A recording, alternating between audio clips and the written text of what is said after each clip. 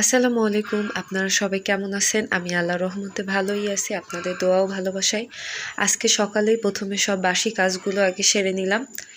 এই যে এদিকে কাপড়-চোপড় আগে ধুয়ে নিলাম, কারণ শীতের দিনে অনেক কাপড়-চোপড় হয়, বাচ্চাদের, বড়দের সবারই। ঘর-টর ঝাড়ু দিয়ে সব চলে আসছি। এখন কাপড়-চোপড়গুলো শুকা দিয়ে তারপরে ঘরের কাজে, রান্নার কাজে লেগে যাব। এই দেখেন কাপড়-চোপড় আমার শুকা দেওয়া শেষ। এখন এদিকে আসছি, আসার পরে দেখি যে ওদের বাবা আবার বাজার থেকে 2টা নদীর বোয়াল মাছ নিয়ে আসছে। কারণ আমার শাশুড়ি আবার নদীর মাছ ছাড়া আবার খায় না, খেতে চায় না। এখন ওই বোয়াল মাছ 2টা, ওই দেখেন চালের গুঁড়ি দিয়ে বোয়াল মাছগুলো করবো। ছাই দিয়ে করতে গেলে ছাই হয়, আমার ধুইতে গেলে অনেক কষ্ট হয়।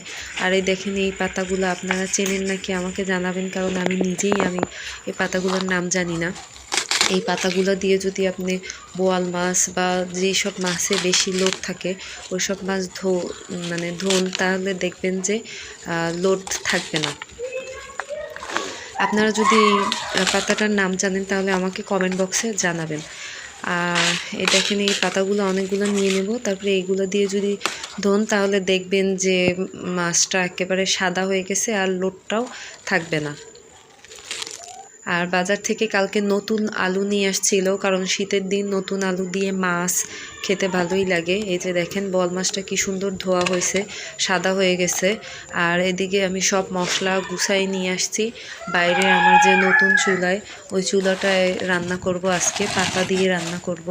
যে পাতাগুলো গুছাই রাখছিলাম সেই পাতাগুলো আজকে ওইগুলো দিয়ে রান্না করব। এবার আগে মশলাটা দিয়ে দিলাম। এখানে পেঁয়াজ আর রসুন বাটা নিয়ে নিয়েছি আমি মশলাটা ভালো করে ভুনে তারপরে এটার মধ্যে আলু দিয়ে দেবো।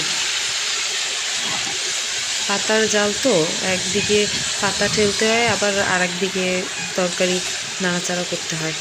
বাইরে বসে রান্না করার মজাই আলাদা।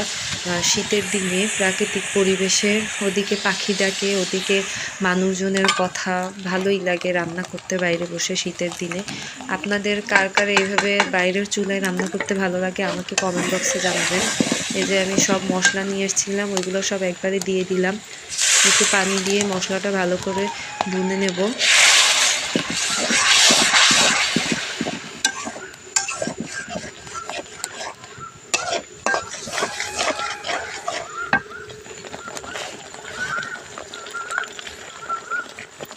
দেখেন মশলার কালারটা অনেক সুন্দর আসছে।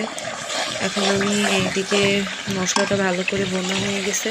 এখন এই যে আলুগুলো দিয়ে দেব। আলুগুলো দিয়ে, কারণ আমার শাশুড়ি বলে যে আলু দিয়ে আগে ভুনবা, ভুনার পরে তারপরে তুমি মাছটা দিবা। মাছটা দিয়ে আলুর সাথেই ভুনা হয়ে যাবে, আলুটাও সেদ্ধ হয়ে আসবে, তারপরে তুমি পানি দিয়ে দেবা। এইভাবেই আমি রান্নাটা শিখছি আমার শাশুড়ির কাছ থেকে।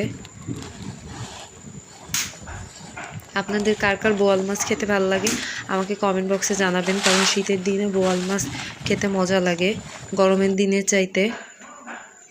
এখন এই দেখেন আমি মাছগুলো দিয়ে দেব। আলুটা বোনা হয়ে গেছে। আমাদের 2 বেলার জন্য, আমরা 5 জন মানুষ, 2 বেলার জন্য আমাদের যে কয়টা মাছ লাগে ওই মাছগুলো দিছি, আরগুলো অর্ধেক যে মাছ ছিল আরগুলো সব ফ্রিজে রাখছি। যে মাছটা ভালোভাবে মিশিয়ে নিয়ে মশলার সাথে তারপরে ভুনে নেবেন মাছটা।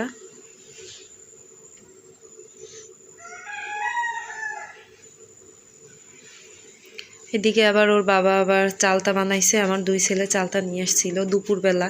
চালতা বানানি খাইতে ভালোই লাগে। এই যে আবার চালতা বানানি খাচ্ছিলাম আর রান্নাও করছিলাম।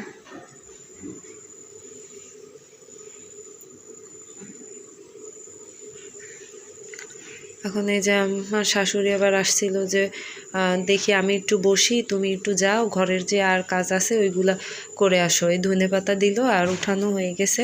এখন আমরা সব কাজটা শেষ করে তারপরে খেতেও বসে গেছি। আপনাদের কার কারে ভিডিওটা ভালো লাগছে আমাকে কমেন্ট বক্সে জানাবেন, আর বেশি বেশি শেয়ার করবেন, আমার ভিডিওগুলো দেখবেন। আপনাদের যদি ভালো লাগে তাহলে আমাকে জানাবেন, আমার জন্য দোয়া করবেন। আল্লাহ হাফেজ।